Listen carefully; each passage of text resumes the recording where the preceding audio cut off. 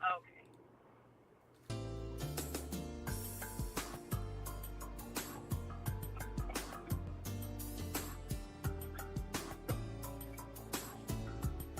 What's going on, everybody? Welcome to another episode of Can We Talk? This is your boy Eric. I'm here with the usual suspects, Anthony. On the phone, we got Nicole, and we're here with Sean P. Williams, we're going to interview a little bit later. Welcome, Sean. What's up?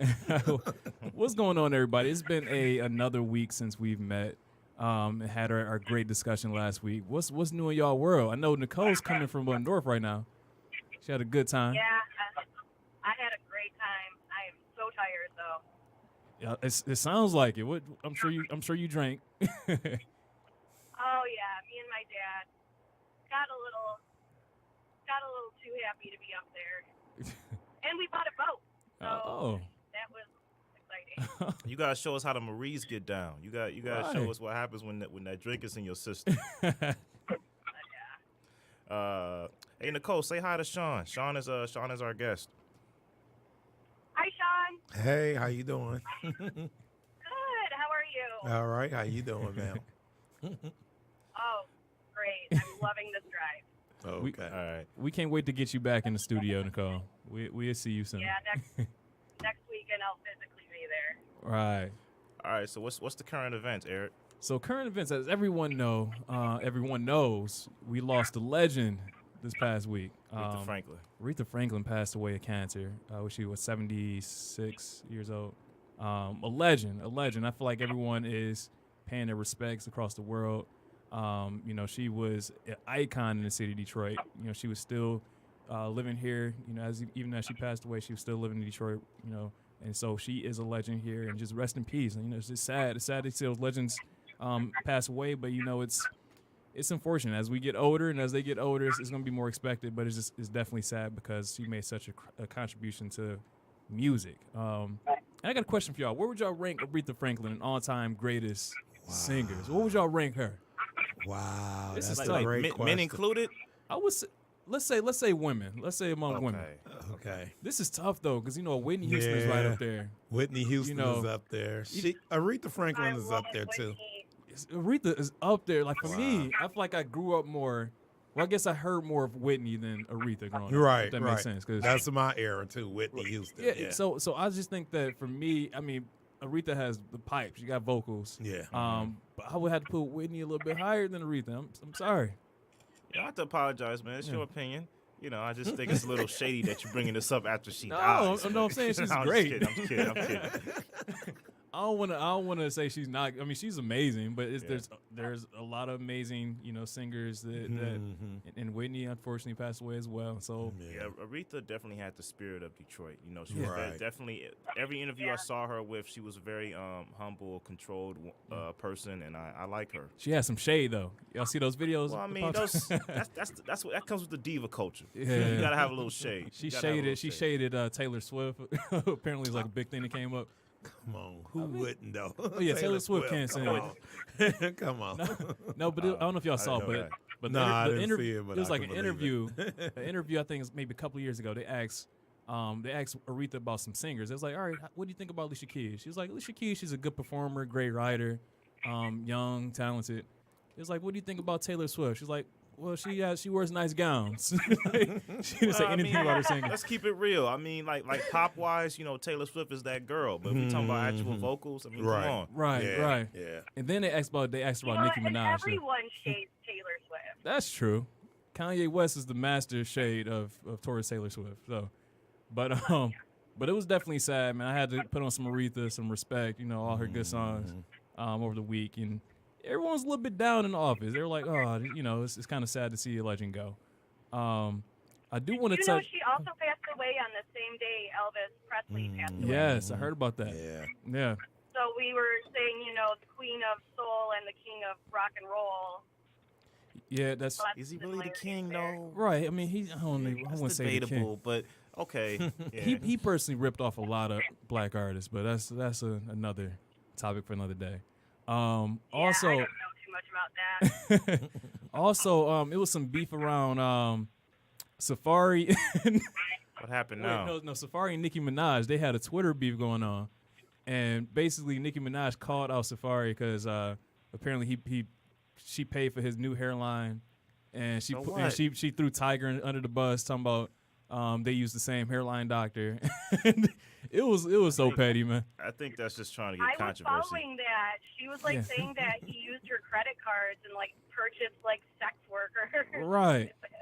I mean, I was a little upset.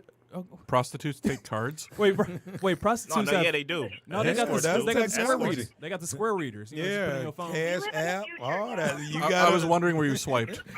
Randy's stuck in the 90s. Right. No, now it's high tech. Usually now. you don't want a paper trail, though, right? I mean, but you know, Right. Cash App and all They that. got Cash App, Right. PayPal. Hey, And with Cash App, you Modern can always say technology. like, "Oh, I'm paying for groceries," and put a little Right. peach or something like that. But yeah, it was so much drama, and I was kind of upset because as one of the guys who are bald in my life, I'm like, how come I can't buy my new hairline, man? That's it's a little messed up, but it's okay. It's all right. But it was a lot of interesting stuff going on online. But I want to say rest in peace, Aretha. That's gonna be my main thing for the show today. Let's move on to, I guess, Hip Hop Corners. Shayna's not here, so should we? I'll throw in my 2 cents a little bit. I saw the Wild 'N Out show yesterday with my girl and her family. Very nice, very great variety show. I like the way Nick Cannon set it up, where it was stand-up acts from some of the performers: DC Young Fly, Chico B, Emmanuel Hudson. Nice. And then it was the Wild 'N Out show itself with certain segments like Pick Up and Kill It, Family Reunion, where they pick out people from the crowd. See, like, this is my Did you get Uncle picked? Pete. right. No. We weren't on the ground level. They were picking people on the ground level. Okay, wow. And it ended with a short performance by Rick Ross. So it was basically the Wild 'N Out show. So do you think those guys are actually funny in real life? Like, are they? Yeah, I mean, they proved that they can freestyle. They proved that it's not scripted. They straight up coming off the dome with it. They're very talented people. And Nick Cannon, he's come a long way from Nickelodeon, and I'm proud of him. Man, Nick Cannon I swear he hasn't aged at all. And this guy is like, I don't think he's on the Pharrell effect, because Pharrell looks the for same as he real. did He's at about 20 almost years 50, old. yeah. But Nick Cannon's aged. Nick Ain't Cannon a bad thing. It's not a bad thing at all. I'm just like, what is he drinking? What special concoction that he has back there? But did you see? You didn't go to the Drake concert. We had Drake and Beyonce. So Beyonce was Monday night, and then the Drake concert was Tuesday night. And Wednesday. That's right, and Wednesday. He had Drake and the Migos. And the Drake and Migos, the three Migos. I think DJ Khaled was. I think he was there. He was part of Jay-Z concert. Yeah, DJ he's part of Khaled. Jay-Z. So Jay-Z and Beyonce were together. Yeah, man, it was lit in Detroit. Seriously, And man. the Dream Cruise was yesterday, And too. Dream Cruise was yesterday. I think it's going through today as well. And Earth, Wind, and Fire was last night also. Oh, it was lit. At Shane Park. I miss Detroit Earth, Wind, and Fire. place. Yeah, Shoot. Earth, Wind, and Fire. No, but I swear I live vicariously through all of my people I follow on like Snapchat, because I'm not paying to go to these concerts. Unfortunately, I don't got the money like that. But Look, man, I feel like if it comes to the point where my artist is just getting this momentum, like I'm with an artist that's just getting big, that I can see them in like a St. Andrews. But if I'm seeing Right. you at a Little Caesars Arena, I kind of want to be close to you. If I'm all the way in the high rises, I stay home. it was different with Stevie Wonder because he was performing all of Songs in the Key of Life. So I saw him at the Joe Louis before it closed down. Yeah. So that was great. So I like being there. But anybody else, I'm like, I'll listen to the album. And it's like legends like Stevie Wonder, you got to see it. You got to see Especially- in your lifetime. And I didn't go to that concert. I ended up going to the concert the week before. I think it was the Kings, not the Kings of Comedy. It was all the Charlie Murphy and all them was the week before. So it was either Stevie Wonder or that. I ended up going to the comedy show. I mean, it's still good, bro. It was great, man. That's cool. Any movies you've seen recently? Recently, nah, man. Any you've seen? Nah. What about you, Nicole? I know you just saw Infinity War. What you saw? I don't know if she's. You there, Cole? I hear her background audio. Mm-hmm. Probably not paying attention. We'll It's get all back right. to you. It's all right, but you still got to go see that Spike Lee movie. Yeah, you I got to saw see it. that. Yeah, Oh yeah, I what saw did you it. think? What did you think? It was cool. It was a good story. Definitely everybody need to go see it. Right. I was impressed with Denzel Washington's son. Yeah, man. I was super impressed. If you ever hear him speak, he sounds just like his like dad. his It's daddy. crazy. They say he's great on Ballers too. I haven't seen the Yeah, show. I haven't seen Ballers. Yeah. She's calling back. It's a little soundtrack intro. We lost you. I know. I'm sorry. I'm in the middle of BFB right now, so that's gonna happen. Oh, it's all right. It's all right. Well, we're gonna. Also, Oh, go ahead. if I start yelling obscenities randomly throughout the showing, it's because people don't know how to drive. Wait, are you driving right now, or is somebody else driving for you? I'm driving. Oh God. Oh, okay. Well, I'm by myself. I'm just sitting in the car, chilling with you guys. I mean, but you got us on speaker though, right? You're being safe. Right. Yeah. Okay. My car's got Bluetooth. It's good. All right. All Good. right. What movies have you seen besides Infinity War? You seen any new movies? Did I? I finally watched Black Panther Oh, okay. About time. as well. Okay, And you're I late. loved it. Okay, You're about 5 months late, but it's okay. Michael. it's all good. I know. It took me a minute, but, I enjoyed Michael B. Jordan in it. He was very pretty he to was look good. at. I ain't gonna say pretty, but He was compelling. He played He was his compelling. movie well. He played his part well. It was intriguing, right?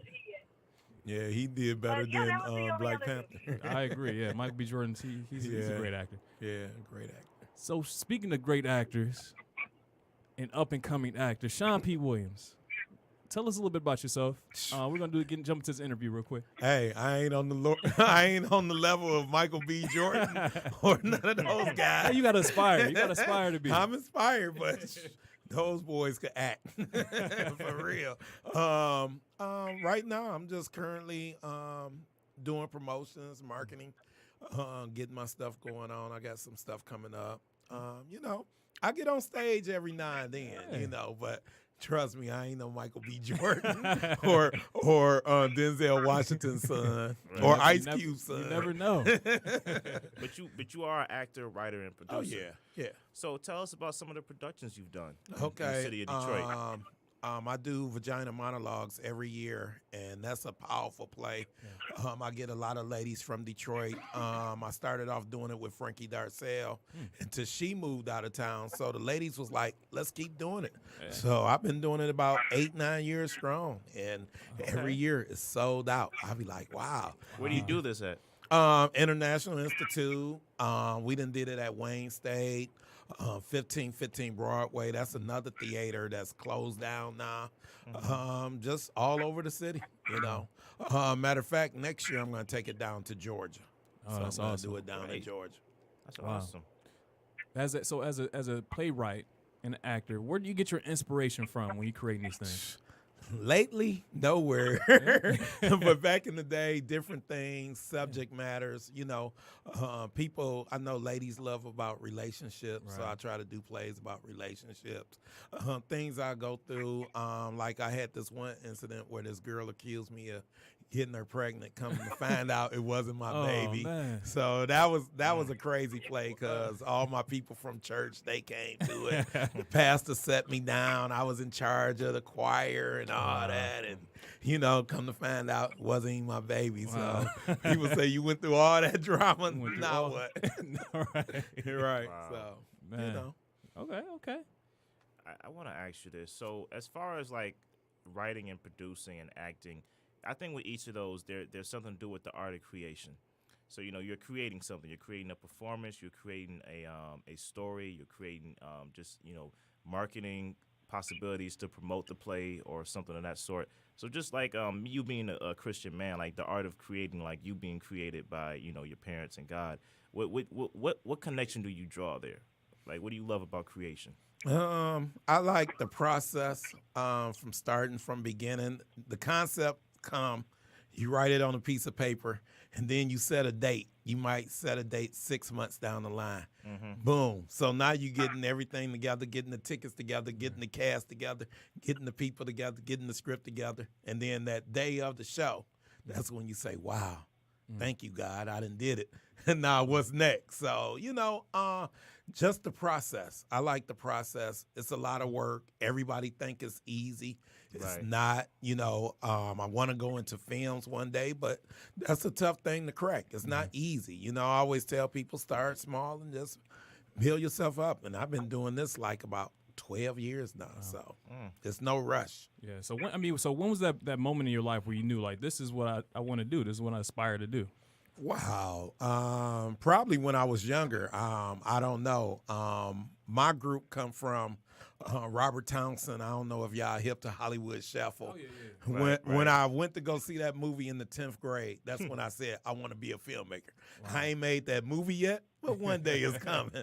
So, that Spike Lee, all the old movies. I'm into the old movies, like the 80s, the 89 movies, movies like that. So.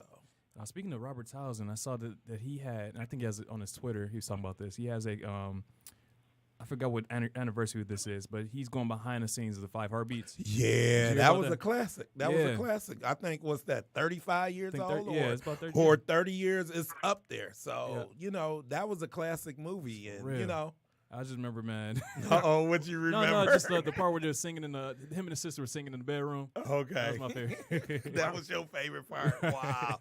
Robert Townsend and Keenan Ivory Wayans, they were were trendsetters in that era, man. As well as Spike Lee too. Spike Lee, Robert Townsend, he's the real MVP. For real though. Yeah. I think that's what drew me to him.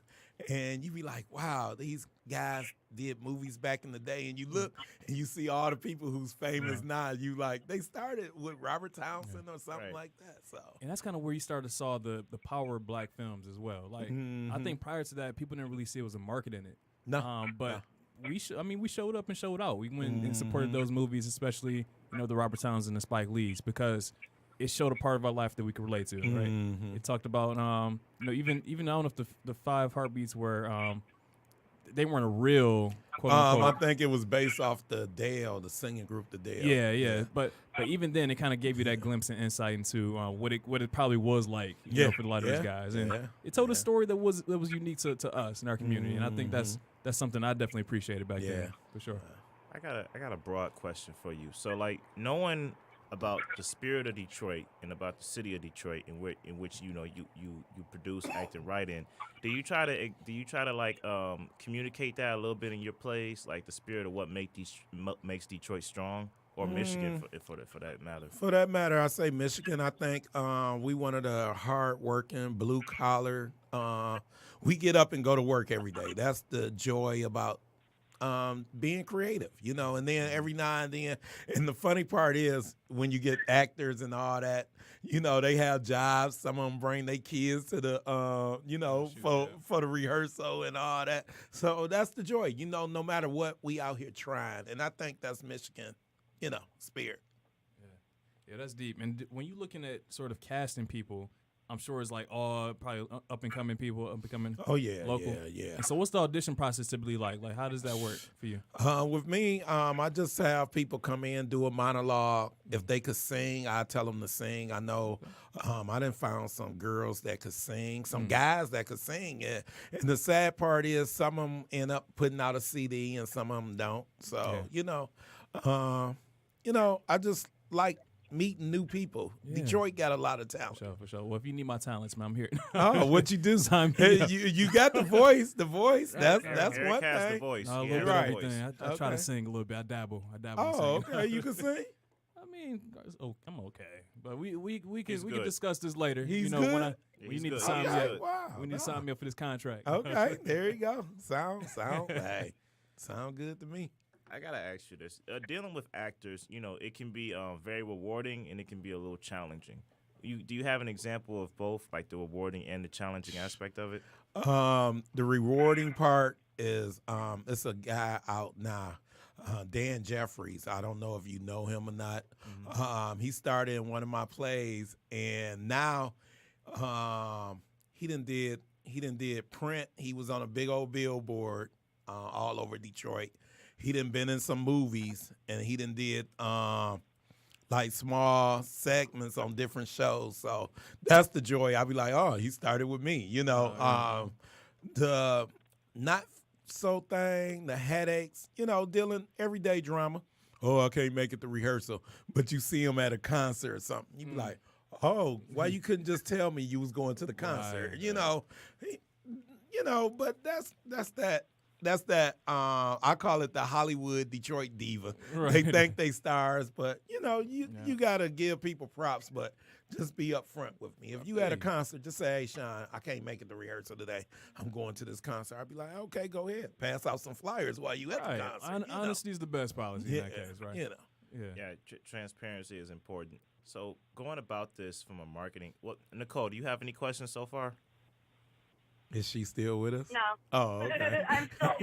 Right. She focusing on driving. I'm listening. I'm interested that you can act because I can't act. All I got going for me is I'm cute. That's about it.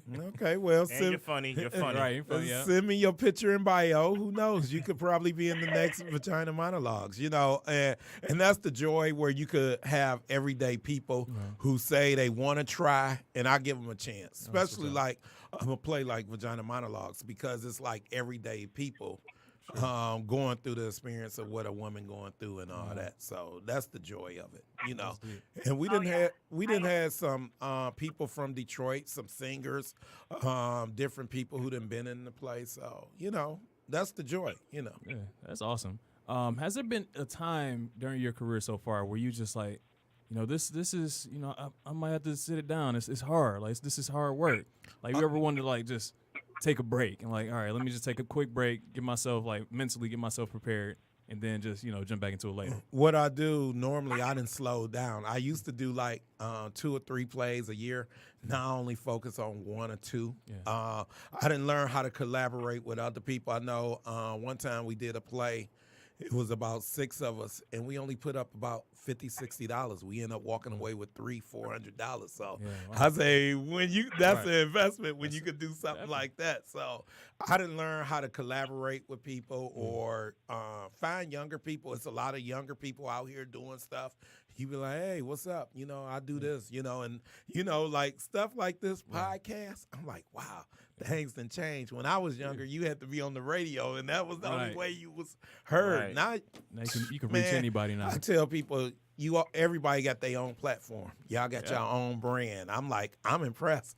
It's amazing when you think about it. Like we're able to just like we're borderless now. You can reach people all across the world. Yeah. With the podcast or just with YouTube now. Right. So speaking of YouTube, have you ever tried to use that medium as a way to sort of get that exposure? I'm slow. I said I'm impressed with y'all and people because I used to do radio. So people say, hey, man, why you won't get back in the business? Do a podcast. I'm like, that's work. I got to do this, find the guests. And, I'm not there yet. I'm 47. So I'm like, I don't move like I used to move when I was 30 or 27. So, I let y'all young guys do it, man. But you're moving. That's You're moving. Right. I'm moving, but it's just I'm not moving like fast like I used to. So I know you mentioned the International Institute of Metropolitan Detroit, which we know a mutual person from there. Right.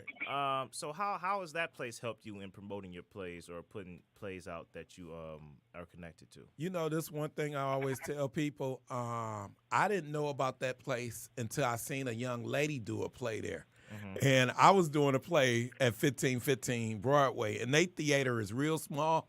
Their theater is so small, you have to go on the stage in order to go to the bathroom. So what we used to do, we tell people, if you want to go to the restroom, you got to go before the play start. If not, you can't go into intermission. Right. So then I went to the International Institute. I'm like, wow, this is a nice place. Right, and the bathrooms is on the other side. So soon I saw that place. That's when I started booking that place to do plays. It's reasonable price. It's right across the street from the DIA. Yeah. And some people just don't pay attention. Or some people say, I went there years ago, but they do plays there. I done been to fashion shows there. It's just Detroit make things happen. You be like, wow, they put this together. Like now I'm impressed with the people that do stuff over in the Eastern Market area. Because back in the day, the Eastern Market used to be dead. And now it's, they do tailgating over there. Who would have thought they do Lions tailgating there? That's true. Right. So that's the craziness. So it sounds like as Detroit has sort of changed, so has either your audience or sort of the way that you do things. It's the way you do things now. Yeah. So besides like the change in venue, what are some other ways that you've seen how the approach you had to switch up with the new resurgence of Detroit? Like, have you had to switch anything completely, the way you market, the way I'd say the way you market. I'm more trying to get savvy on Facebook, with Twitter. What's the new? There's something else out there now. You got Instagram, you got Snapchat. Instagram. I'm trying. Yeah, I got an Instagram page, but I never go on it. I'm like, I can only do one at a time. Oh, you know, my thing was MySpace. I remember when MySpace first came out, and I said, "Wow, Facebook been around this long," but I remember when MySpace first came out. So, and the cool thing too is that you can link all your pictures. So if you take a picture through Facebook, you can link it to your Twitter, your Instagram. Yeah. So I mean, you can market all the platforms. That's the craziness. At once, right? That's the thing I like. And things change nowadays. You could pass out a flyer to anybody, and they might show up. Yeah. So I'm not the type of person. I'm just passing out. No, you pass out to anybody. Yeah. We have a very diverse crowd that come to my plays. I'm shocked. They be like, never heard of the International Institute. So that's the thing I like about just out here doing stuff and being different. Yeah, like that. I got an opinion about the whole social media thing. I mean, I think it is useful for networking, but I used to aim to try to upload something every day, but I'm working. I feel like certain people, not everybody, but certain people on social media that upload every day, they're either trying to make a career out of that, or they're just not working. They got free time to do it. You know what I do? I work. I work a couple of jobs. So the easy job, that's when I'm posting, and people like, man, you be on Facebook all the time. I'm like, no, I'm at work doing nothing. And so now I'm gonna post. So that's one thing I didn't learn, how to do stuff like that. But you do wonder about some people. You be like, who got time to do all that? Yeah, but I heard with social media though, there's obviously there's peak time. So some people post during the times where everyone's gonna be watching, looking at it. And so I think it's a strategy to that. So it may seem like someone's posting a lot, but it's just you're on social media during the time when everyone's on, right? Yeah, that kind of makes sense. But it's the new way to do things now. It's just sort of crazy. It's a cheaper way to market. Especially when you're doing plays. I'm sure make a post like, hey, I got this play coming up, looking for people to audition. Yeah. Hey. And I didn't have people show up to the audition. I heard about it on Facebook. Also, I do an acting class. I just did that. And one lady, she came. She said, I always see you on Facebook. Yeah. And I just wanted to come to your class just to see what it was about. So I was like, cool, And that's the craziness. You never know who's watching you now. That's true. That's true. That's one thing I didn't learn, how to, not do nothing crazy. Right. Because it's some people you be like, wow, what they going through. And it kind of shows you too. You got to be careful because sometimes that stuff can come back years later, right? Yeah. It's like, you posted that 10 years ago, talking about something. Yeah. I mean, we've seen that even with the Guardians of the Galaxy director James Gunn. He's not coming back for the third one because some people picked up some rude jokes he did from earlier in his career. Wow. Yeah. But I have to ask you though, as far as marketing goes, what are you promoting currently? Right now, I got an event happening October 7th. It's a storytelling event. I went to this one lady. She do storytelling at the African American Museum. So I said, let me go see this. It's probably gonna be some old people up there telling. But no, it's different. It was like you tell a story. They have a theme. And people love it, and people was paying to see it. I was like, wow. So now I do a low budget of that, where I have people come up, tell stories, and the people love it. We get about 50, 60 people, 70 people there. People love to hear people's stories. Nicole, did you want to say something? That is trending right now. There's a show on Netflix.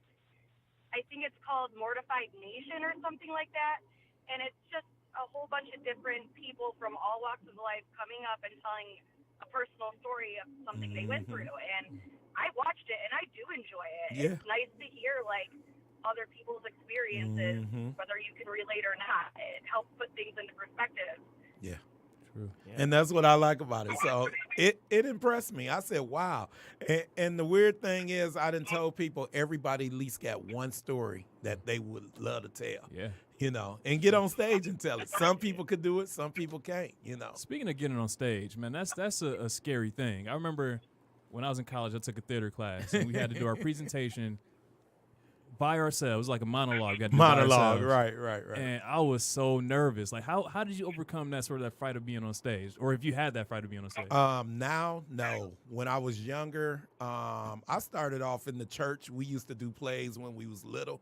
So right now, that don't make me nervous getting on stage. What make me nervous is, will I make money off of this event? Right. Is people gonna show up? Yeah. You know, that's my nervousness now. Can I sell tickets? Right. Stuff like that. So getting on stage, I could get up on stage. You know, You're a natural performer, right? You know, I think what you got to do, keep on practicing. Right. Like, you know, just keep on practicing. Somebody give you an opportunity, just jump up, say, hey, I'm about to sing now. Right. Because I got a 7-year-old son. So he's into the Michael Jackson thing now. Okay, So yeah. I keep on telling him, you got to practice. And whenever somebody say sing or let me see you dance, you just got to do it. And after a while, you won't be nervous no more. You'll be like, oh, wow. And then especially when somebody giving you money, Oh, right. you be gonna like, do hey, what you I'll gotta do whatever you want me to do. For Sing and dance, what? For real. Speaking of, so you have a 7-year-old kid. Yes. Do you want your kid to go into acting, or is it something like you want him to follow his own passion? I want him to follow his own passion. Right now, he's into the Michael Jackson thing. He's into the the superheroes. Yeah. And I'm not into the superheroes. I'm like lost. Every time he go to the show or I take him to the show, he know everything, and I'm just sitting there. I'll be glad when this movie is over. Captain Underpants. I'm like, who is Captain Underpants? I've never heard of Captain Underpants. All due respect, I read that when I was in middle school. A teacher told me. Captain Underpants is the dude, So man. he says to do. And that's the craziness, because a teacher told me. She said, I've been, and kids know about it. Yeah. Never heard of it. Was the Guardian of the Galaxy? I'm like, wow. That was That's actually good though. I like. Yeah.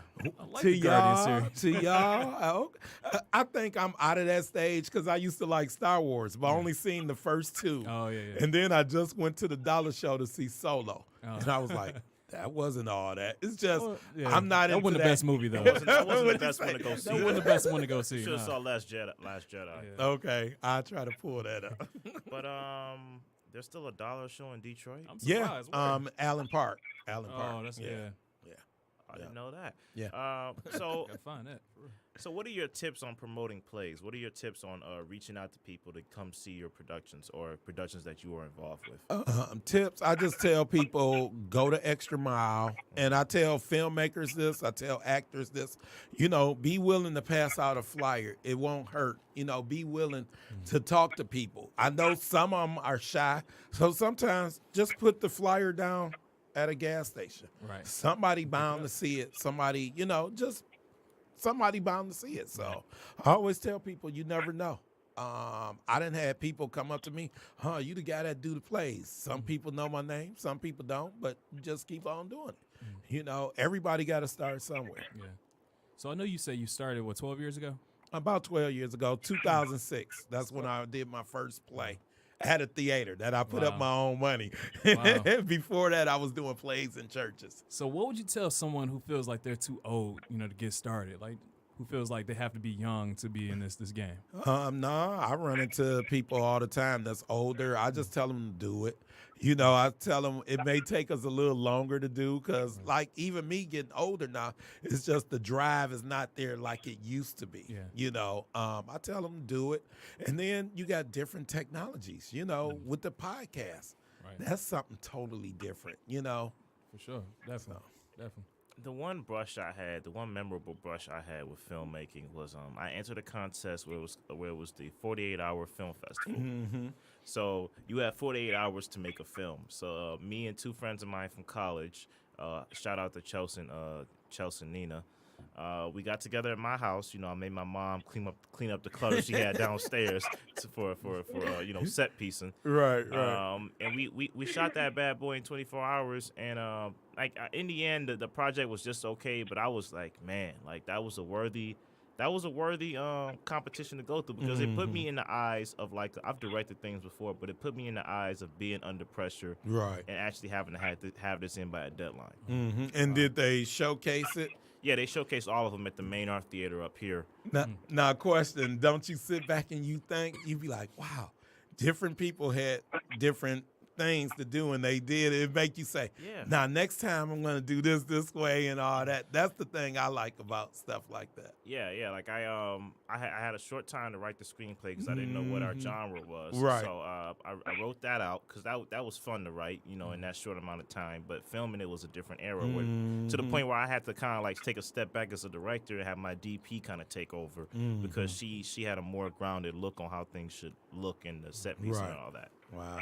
You know what I like? I like watching short films. A couple of my friends did some, and then BET used to have a show, Lens on Film or something like that, where they show short films. And you'd be like, wow, this person only had 15 minutes, but they done told a whole story. Right. And you'd be impressed. You'd be like, wow. So that's the thing I like, how you could just take something and then create something, and then either you could do a feature film or you could do a short. And the short might become a feature film down the road. You never know. I was talking to Anthony about this earlier before we came to the studio. Like, what is your approach as a writer? Like, how do you start? Like, how do you get your inspiration? Like, where do you begin in terms of, like, to craft that narrative in your screenwriting? I start off by doing an outline. I come up with a concept. Like, for example, the first play I ever did was called Church Folks. It was based on just different people at my church where I could say, hey, let me put different things in there, and they wouldn't even know it's about them. So, it was about everyday people going through problems, a husband and a wife, and then a guy dating a girl, she into church, he come in and go off on everybody in the church and stuff like that. Yeah, a gun got pulled out. That's the craziness. And, you just do with drama and theater, you could go over the top. And that's the funny part. People either like it or they be like, oh, that was too over the top. Right. So, but, that's one thing I didn't learn. I do an outline and get the characters in mind, and then from there I just started writing, and with people with theater, they like jokes that they didn't heard before on TV or something like that. Like Tyler Perry, it'd be stuff that's current. You'd be like, he'll say a joke about Rihanna, you'd be like, wow, okay. But that's his writing style. You can't knock it. That's what people like. You'd be like, wow. Because sometimes I sit up and watch a Tyler Perry show. Sometimes it's funny. Sometimes you be like, wow, really? That's true, or true. Mr. Brown would do something stupid. He'd run, have baby powder all over his face. Right. Then you see other people use baby powder smacking somebody in. You be like, how many times we going to see this? But, it's funny. Somebody like it. Got to throw a little slapstick humor in there. Yeah. I see that. Yeah. What'd you say? I see that. I see. Yeah. I understand why some people find it funny. Yeah. Well, right. It's physical humor to a point. Like physical humor, and some of it is, some of it is over the top and all that, but I see the value too. I feel like when I'm writing though, like I think like the plot is important, but I mostly focus on character development. Yeah, I don't want my character going 0 to 100 without motive. There has to be some kind of motive behind it. So that's the way I look at it. Yeah, I think I agree with him. Character development is more, because nowadays with the plots, you see it going one way, then all of a sudden it switch up. Like right now, I'm watching Power because I'm not a TV person, but I sit and watch something that catch my attention. Right now is Power and Empire. And I'm like, wow, now I'm getting bored with Power because they just twisting it all around. Now you be like, all right, now. Right. I can see that. And so this is a question for both of y'all. And speaking of like that, that's the thing about getting bored as a viewer. Like, how do you ensure that the material is fresh, refreshing? Because sometimes the same plots are used over and over again. It's like, we've seen the baby mama drama. We've seen all this. How do you keep it fresh? I guess with me, no idea is original nowadays. That's true. Yeah, It's just that it's just that what can you bring as your own take, and what's your nuanced way of telling the same old story? I feel like, what are you doing to keep the plot moving in interesting ways instead of just doing what you've seen before? I think it's nuance. I think nuance is the way you differentiate your story with the original story. Right. I agree with him, but I say if you could find a creative way to do something, that would be cool. But I'm like him. If you didn't seen it once, seen it twice, or they do like, because like some of the stuff now they just recycle. You be Yeah. like, you know, my son be like, "Oh, that was great." Nah, they did it, did and that then I show him what they did it from. Oh wow, they just took that. I Yeah. said, that's all Hollywood do. Yeah. You know, it's nothing bad. It's nothing good. It's just, you know, that's how they do stuff. Right. You know. So I know you were speaking to me about a recent project you did. You were involved with called Warriors Pride. Yeah, It, yeah, it, yeah. It premiered at the Redford, create the Redford Last Theater. night, yeah, I couldn't make it. I had to work. It was a packed crowd. Those Janaea Black and Rocky Black, those are cool people. They did like 3 or 4 movies from Detroit. I like them. It's a lot of good filmmakers from Detroit now. Dennis Reed, he didn't put a couple movies together. He got one coming out. Darren Brown, Kamal Smith, all these guys did movies in Detroit. And when you go see them, you be like, some of these could compete with the national movies out. It's just they don't have the budget or Hollywood won't let them in. But, you know, some of them are on Amazon Prime. So you just have to take those small steps until time comes. Because I done seen some movies, you be like, wow, why I didn't hear about this or why this wasn't somewhere, you know. Okay. So what was the plot line of Warriors Pride? Just It was about him being a coach and the drama that they go through AAU, and you know, it's a lot of different stories with the AAU. I know with the AAU they go out of town, they travel, they like traveling basketball team, and they were saying how people be trying to steal players from another and all that kind of stuff. So. You know, that's what it was basically about. It was based on the Rocky Black, his life of him being a coach with the AAU. Yeah. I got a question. We talked about this last week a little bit. What are your thoughts on sort of like the way that television is going right now? Like, I feel like it's a lot more reality TV on. Do you think that sort of hinders like up and coming screenwriters' abilities to break into that field and You could flip that, but go ahead. Right. No, go ahead, and then I answer. I was going to say reality television, and I was talking with Nicole about this, especially on VH1. It kind of has a cinematic value.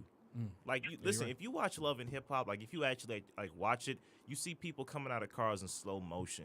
You see, Wow, I never looked at it like that, You but see- okay. yeah, you see people sitting in restaurants where everything is Right. like flashy and you Right. know, light up and everything. Right. Even with a show like a taboo show like Dating Naked or RuPaul's Drag Race, everything is cinematic. Yeah, Everything is yeah, glitz and glamour. Yeah. So I think that there's a cinematic value in reality television, but yeah, I guess for up and coming screenwriter, what does that do? To me, I don't watch reality shows, but the funny thing is I'm always flicking the channel. And if something catch my attention, I'm gonna look for a minute. I couldn't tell you who's all the cast members of Love and Hip Hop. Right. I can't tell you Black Crew Inc., but I could flick the channel and say, okay, this is what's going on. I agree with him. There's some value in it. I don't watch it, but you know, the thing I always tell people, somebody must be watching them for to have spinoff shows, Flavor Flav. Like a lot of people didn't know who Flavor Flav was. I remember him from Public Enemy. So when Right. when they did People know him from Flavor of Love now. Right. So when they did a roast on him, I was like Chuck D. Oh man, they gonna roast you. He was just in the limo and he got out because you know that's what people know him from. But I come from the era I know him from when they first started out when they was rapping. Ice-T.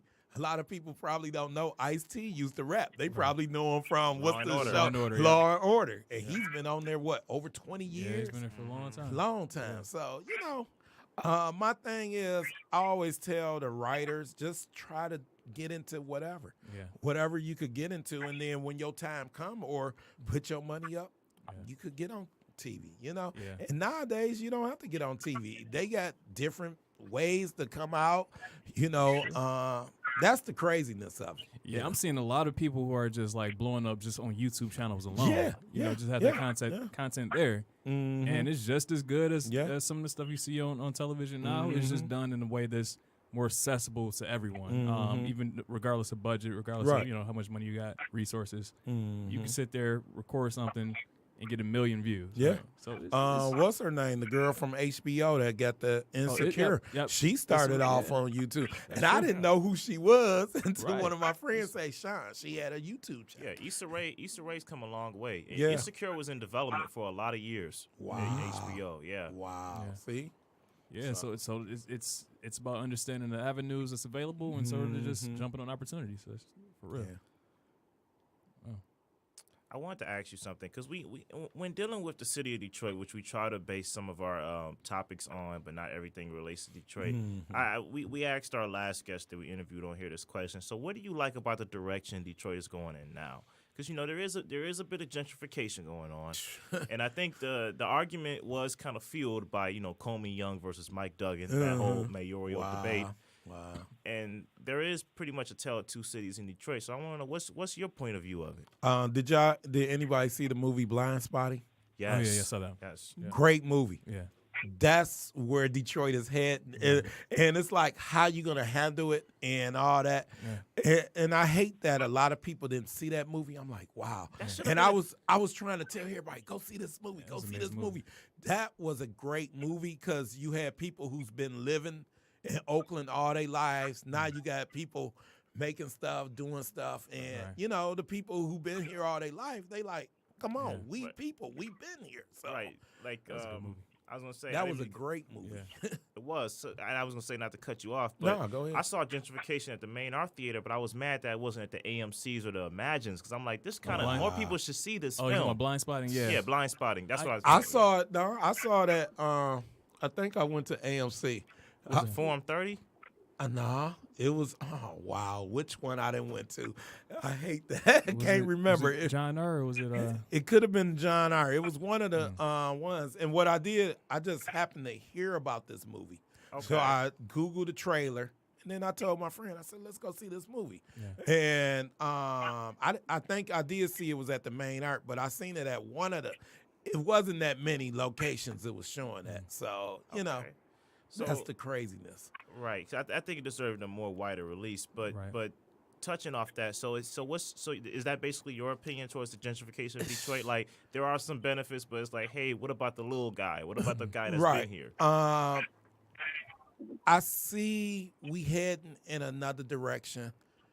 I always tell people there's good parts to it and there's bad parts to it. So who would have thought Little Caesar Arena would be right down in the hood? Right. But then too, Right. Olympia Stadium was like that back in the day. It started over there by Northwestern, and you see that area. So things are changing.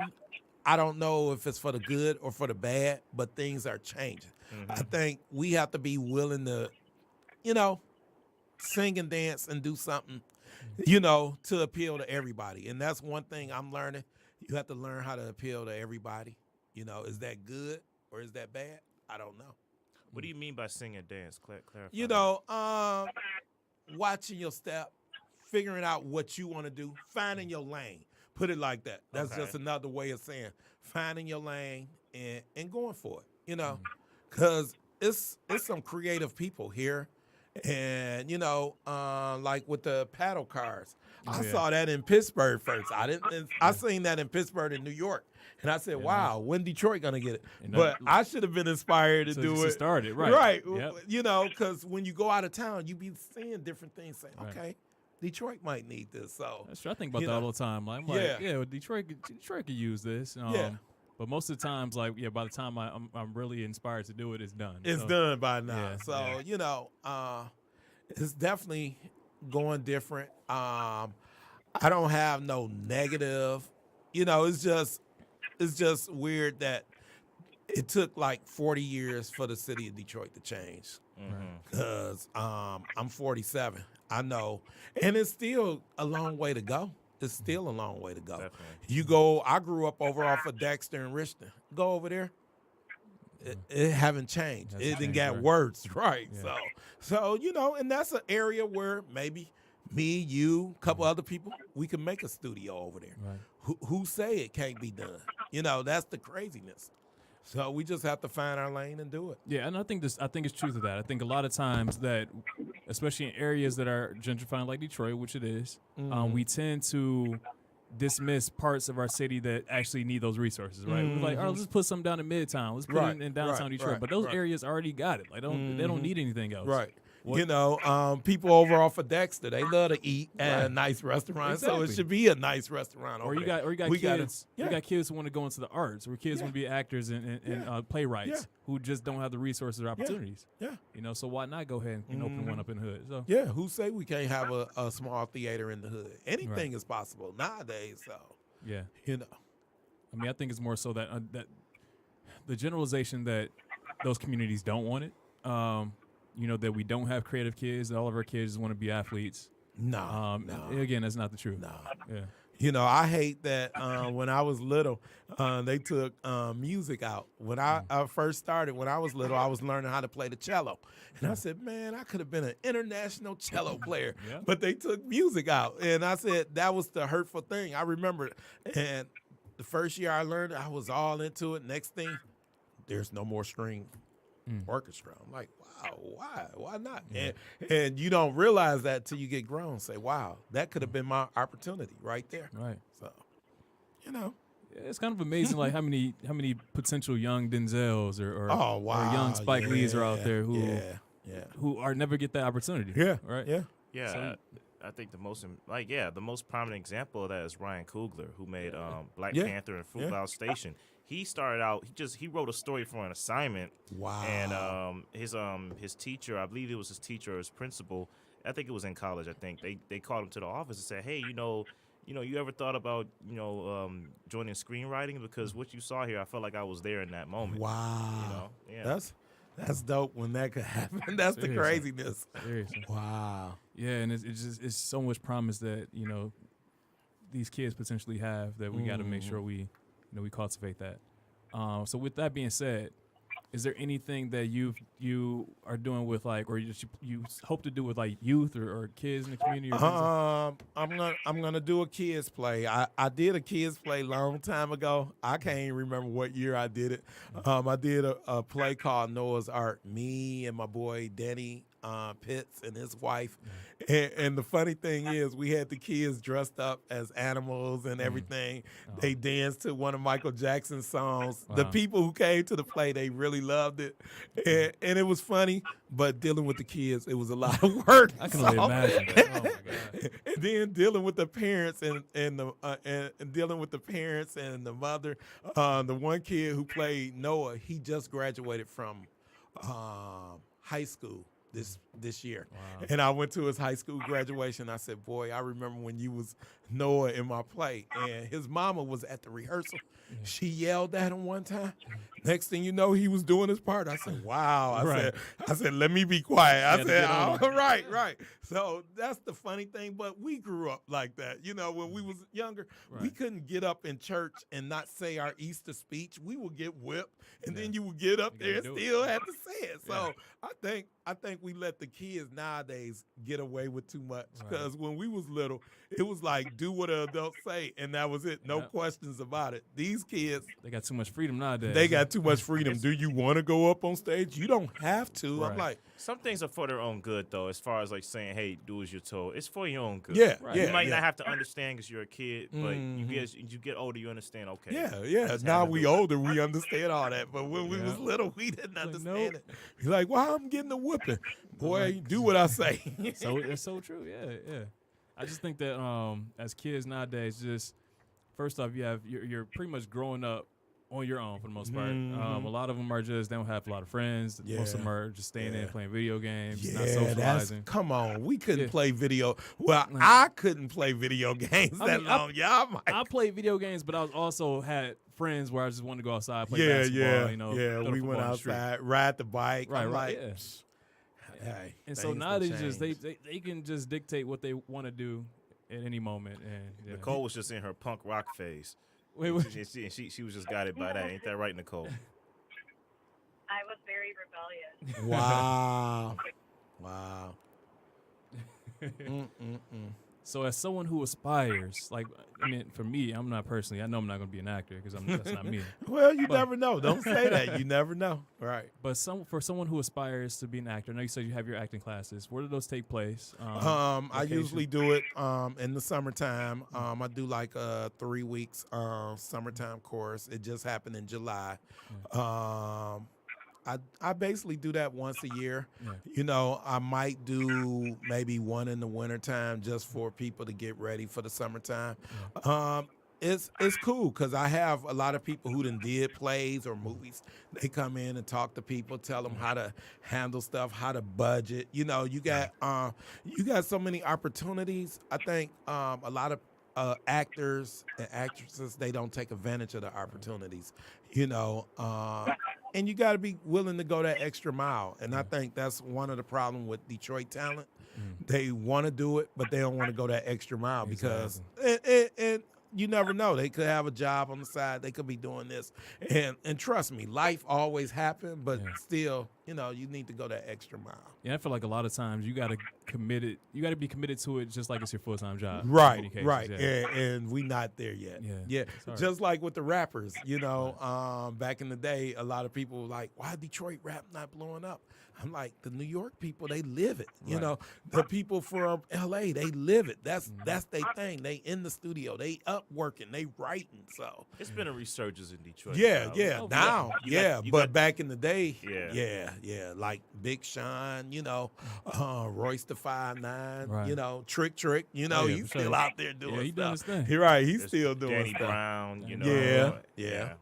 So if somebody wanted to reach you for these classes, where would they connect you, or can they get in contact with you? Old school way. Oh, excuse me. So Number. Call me on my cell phone number 313-433-8384.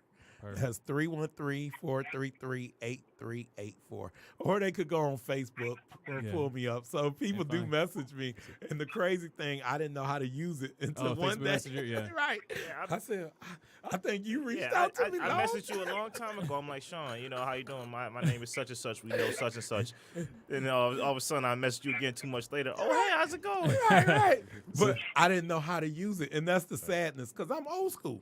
Man, call me, you know. And I tell people I give out my number all the time. Yeah. So it's just learning stuff. So you're on Facebook, Sean P. Williams on Facebook. Yeah, okay. I got 2 pages, Sean P. Williams and Sean Williams on Facebook. So find either one. SHAWN. So you can find either one. Right. But any final questions for you? Any? I'm all good, man. Thank you for coming. Well, I appreciate it. I'm impressed. I'm super impressed with y'all. I see big things coming from y'all. Appreciate it. But it was great having you here. For those who are interested in getting involved in one of his plays, contact him. Find him on Facebook. He gave you the number. But yeah, thank you for coming. We truly appreciate it. And y'all did, Nicole. I'm glad you were able to make it. Right. It was awesome meeting you, Sean. I might try to take you up on one of those. Don't try. I want you to be in the next play. All right. Do it. Say yes. All right, y'all. This has been another great episode of Can We Talk? Yeah, like, share, and subscribe. Perfect. Appreciate it.